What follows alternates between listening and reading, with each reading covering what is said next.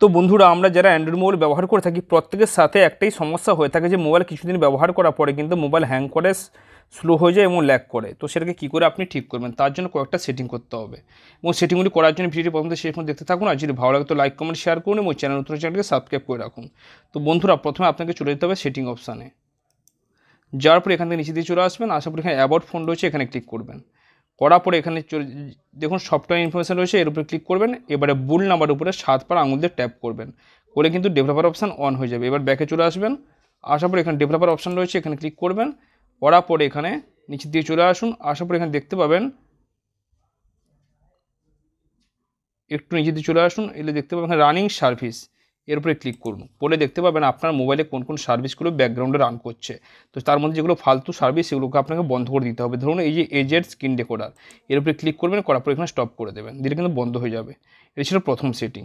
এবার নিচে দিয়ে চলে আসুন, আসার পরে এখানে একটা অপশান আপনি দেখতে পাবেন, এখানে একটা অপশান বন্ধুরা দেখতে পাবেন, একটু সময় লাগছে বন্ধুরা,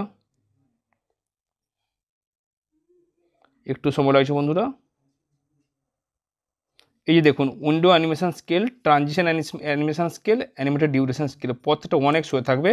প্রত্যেকটাকে এখান থেকে 0.5x করে নেবেন, প্রত্যেকটাকে 0.5x করে নেবেন।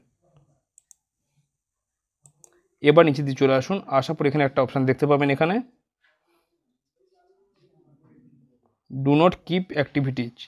আমরা মোবাইলে যেসব কাজগুলো করে থাকি তারপর মোবাইল যখন স্লিপিং মোডে চলে যায় সেগুলো কিন্তু মোবাইলে ব্যাকগ্রাউন্ডে রান করতে থাকে। তো এই যে ডু নট কিপ অ্যাক্টিভিটিজ রয়েছে এটাকে আপনি এনেবেল করে দেবেন, ঠিক আছে। তারপর এই যে ব্যাকগ্রাউন্ড প্রসেস লিমিট, এখানে ক্লিক করবেন, করে কিন্তু স্ট্যান্ডার্ড লিমিট হয়ে থাকবে, এখানে নো ব্যাকগ্রাউন্ড প্রসেস এটা করে দেবেন। এটা করলে কী সুবিধা হবে, ধরুন আমি এখন সেটিং অপশানে রয়েছি, সাধারণত আমরা এখানে হোম বাটনে প্রেস করে সোজা আমরা ব্যাকে চলে আসি। আসার পর আমরা জানি যে আমরা কিন্তু উইন্ডোর থেকে বাইরে আমরা বেরিয়ে চলে এসেছি, কিন্তু আদৌ তা নয়, উইন্ডোটা কিন্তু আমাদের ব্যাকগ্রাউন্ডে রান করছে।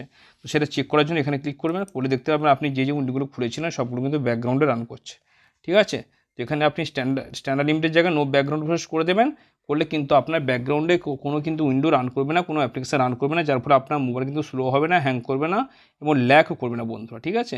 তো ভিডিওটি কেমন লাগলো কমেন্টে জানাতে ভুলবেন না। ভালো থাকুন, সুস্থ থাকুন।